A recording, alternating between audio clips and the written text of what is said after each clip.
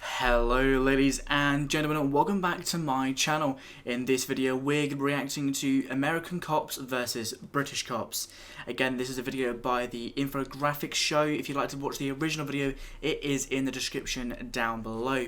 Now before we get into the video, I have to quickly state that 92% of you guys, or 95, don't quite remember the exact number, percentage of you guys who are watching this right now are not subscribed. And if you do watch my content, or if this is the first time watching it and you do enjoy what I do, it would mean a lot, guys, if you hit that subscribe button, as it's quick, easy, and completely free.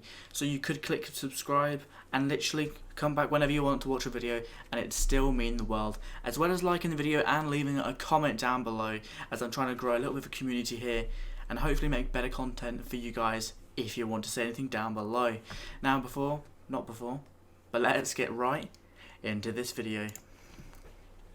This video is sponsored by Terminator Genisys Future War. Today we're going fighting humans. Got to quickly skip the advertisement they're doing. Percent. Part of our video. It's the 50s.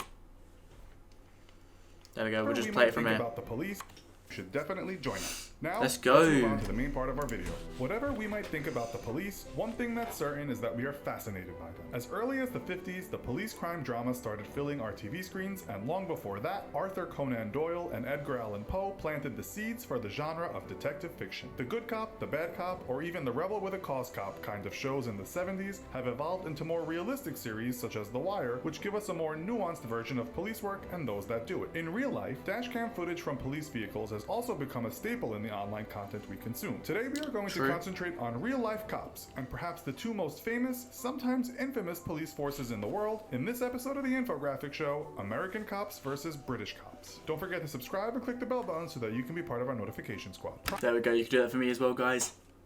Prior to what we consider an actual police force, the ancients had many ways to police the polis, or city. Slaves in ancient Greece would handle the rowdy crowds when tempers flared, while the Romans might set their Praetorian Guard on out-of-control rioters. Through the ages, there have been myriad ways to maintain public order, and also some pretty gruesome punishments for those that breach the accepted rules. In the UK, it wasn't until 1749 when a judge named Henry Fielding created what was called the Bow Street Runners, the first time Britain had anything what we can associate with today's police force. As British cities grew at a rapid pace under the Industrial Revolution, so did crime. And so on September 29, 1829, the Metropolitan Police Service was formed in London, and it is said to be the first modern police force ever created. The man behind it, Sir Robert Peel, explained why England needed cops. I want to teach people that liberty does not consist in having your house robbed by organized gangs of thieves and in leaving the principal streets of London in the nightly possession of drunken women and vagabonds. Why were they nicknamed Bobbies? Well, after their founder, Robert. As you know, the USA was noted for its Wild West outlaws. One of those was Billy the Kid, who was shot by Sheriff Pat Garrett in 1881. Like Britain, America had ways to control crime, but for a long time there was no formal police force, and so the job of keeping folks in line often went to private contractors such as the Pinkerton National Detective Agency.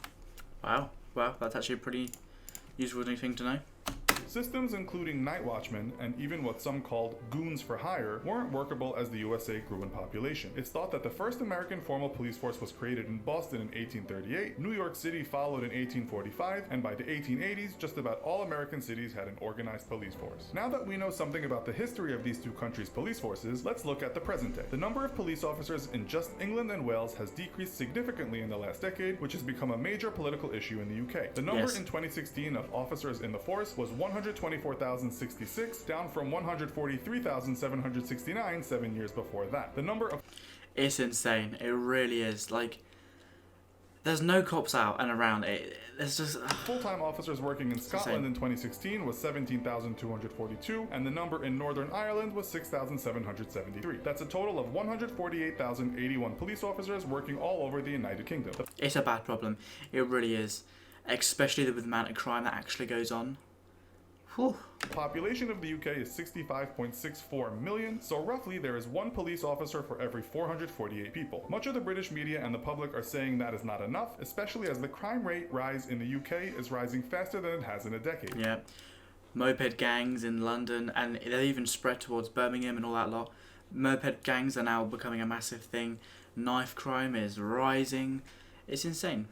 This really includes bad. a rise in violent crimes and homicide. Over the pond in the USA, crime rates are much higher, and as some police departments are looking more like military units, the role of police in society has met with some controversy. Finding the actual number of sworn police officers working in the USA in 2016 isn't that easy. This is because figures given by the US Bureau of Justice Statistics haven't been updated in a few years. The total number of police agencies in the US is around 18,000, but that includes all branches of police. If we take just local police departments, that number is more like 15,500, according to PolitiFact. The old data that is often cited says that in 2008, there were 765,000 officers that had the power to make an arrest. The US Department of Justice gives the number of 750,340 for 2012. According to the National Law Enforcement Officers Memorial Fund, that number has shot up and is presently about 900,000. The US population is 323.1 million, so that means that roughly there is one cop for every 359 people. One of the major differences is that in the USA, police carry guns, as do 36% of American households, according to the Washington Post. It's reported that in 2016, 135 police officers died in the line of duty, with around half of those that died being fatally shot. The Guardian reports that the number of officers killed in the line of duty in the UK is a total of 11 since 2010, although many officers are assaulted in the UK. In 2015, yeah, there's a lot of assaults that happen on cops in the UK. You know, getting literally beaten the hell out of. I've seen, not in person, but there's loads of different like TV series over here about our cops, and there's one where you literally see a police officer get their head smacked into a car. So it's pretty violent, but they don't die. it was reported that 23,000 assaults occurred against officers in just England and Wales. In 2017, the Police Federation of England and Wales reported this figure to be not even close to the real number. It said there were 2.4 million assaults in 2016, meaning an officer was attacked every 13 seconds. That's insane. An officer getting attacked every 13 seconds is unbelievable. It's a dangerous job. It's a very, very dangerous job. But there's also a sense of pride to it, isn't there? Got to get past this goddamn Everett. That year. 300,000 of them involved attacks with deadly weapons. The report said the average police officer is assaulted 19 times a year. On the other hand, in the USA in 2016, police officers killed a total of 1,093 people. Oh my God. According to Inquest.org, in the UK in 2016, a total of 5 people were shot and killed by police. The total number of people shot and killed in the UK since 1990 is 67. We should add here that regular cops in the UK don't carry guns, but armed police can be called when it's thought guns are needed. Police in Northern Ireland are different, routinely carrying firearms. According to the newspaper The Mirror, in 2016 there were 1,863,524 legally owned guns in Wales and England, most of which were shotguns. It's thought there are another 277,000 guns in Scotland and a further 150,000 legally owned guns in Northern Ireland. The same newspaper said there were another 2 million illegally owned guns on the UK streets, which has raised the question if the UK police should be given firearms. The murder rate per capita in the US is still 30 times higher than in the UK, which might not be surprising considering there are more guns than people in the country, according to the Washington Post. As for assaults on officers, there were 51,548 assaults against US police officers in 2015, with a total of 14,453 injuries sustained. With this in mind, how does life on the job compare between the two forces, and how do you even get a job as a police officer? In the UK, you can join when you are 18. There are no restrictions on height, but the force does ask you to be in good enough physical and mental shape to undertake police duties. No formal qualifications are required, but you will need to pass some tests to get in. That is a lie. They've recently changed the law. There are some. So there's multiple ways that you can get into the police force in the UK. I think there's 3 different ways. There's a re-entry. So obviously, let's say you're a cop that has left the force. That is one path that you can enter by just rejoining. You also have a degree apprenticeship, which is a 3-year-long apprenticeship, which you're paid to do the job, but you also have to attend university. Or if I've got any American listeners, that'd be college. So you do a degree in professional policing practice, which is one way of becoming a cop.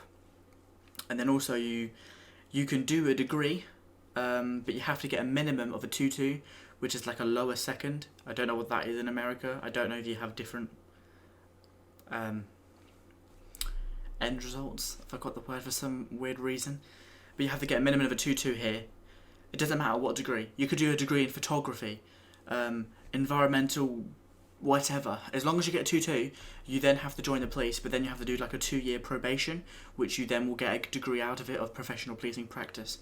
So he's a little wrong there, but you also need English. You have to have a pass in English, but you don't have to have maths.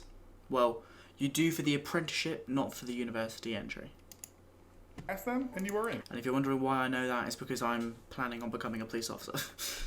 Just as long as you haven't committed any serious offenses in the past. It's similar in the US, although the police force does usually ask for a high school diploma and that you are either 18 or 21 depending on the department. You'll have to train at a police academy and have either a clean criminal record or have only committed minor offenses. There is no minimum or maximum height or weight limit, but in the academy you'll have to pass certain physical agility tests. Nowhere does it state you have to enjoy eating donuts. Wages vary, but in England, Wales, and Northern Ireland you can expect to start your career as a police constable on anything from $25,000 to $30,000.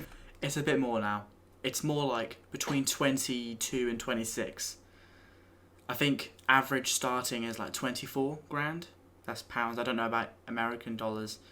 But the average is about 24 grand. But I have seen it low as 22 and as high as 26 starting. But again, that depends on where in the country. Obviously, different forces have different budgets. If you work hard, UK career websites say that within about 7 years, that wage can be $48,872. It's a lot higher than that. It's about 42 grand, which is about 4 grand more, but it's still more. US dollars. You should work a 40-hour week, although police work can often mean overtime and also emergency callouts. You'll get 23 days annual leave and also full sick pay. The pension varies depending on time worked, but the average police pension in the UK is thought to be around $20,465 a year, and the normal retirement age is 60. In the US, salaries differ from state 60? It's higher now. It's like 75. to state, but a rookie cop working in the NYPD can expect to earn $46,288 per year. Jesus. After 5.5 years, this could rise to Holy... Why is that so much money? $90,829 if you have done well. Other states have average wages closer to $30,000 and others $70,000 according to career website Crom. You'll get 10 days paid vacation to start with, but after 5 years it will increase to 27 days. You'll also receive unlimited fully paid sick days, medical benefits, dental benefits, and optional retirement after 22 years on the force. Like the UK, you will work around 40 hours a week in shifts, but that might change with overtime. How much pension you receive can be affected by multiple factors, but various websites put the average police pension anywhere from $58,000 to $62,000. With money in mind, we'll end the show there. Where would you rather be a cop, the UK or the US? Let us know. That is a very good question, and I'm going to steal it. I'm going to magpie that question. If you guys could be a cop in either country, let me know, where would you be? I'm not going to lie, I would personally prefer to be a cop in the UK just because I live here. But the money seems better in America. It really does. Especially that pension. Jesus Christ. Pensions here have never been the best. I'm not going to lie. But... overall, it's not too shabby. It is not too shabby. Well, guys, if you enjoyed this video, don't forget to leave a like and a comment down below. As well as if you've enjoyed this video, I just repeated myself without realising. You can subscribe to my channel if you have enjoyed it and the things I do. It would mean a lot, as it is quick, easy, and free. So, why not? See that awkward pause? That was for comedic effect. Sorry, I'm really tired. It is 1 AM. I have an essay due tomorrow. So, bless me some luck. And yeah, I hope you're all having a great and splendid day and week and weekend and whatever the day is. I think it's to be uploaded on a Wednesday, but who knows. And yeah, I'll see you guys in the next video. Bye.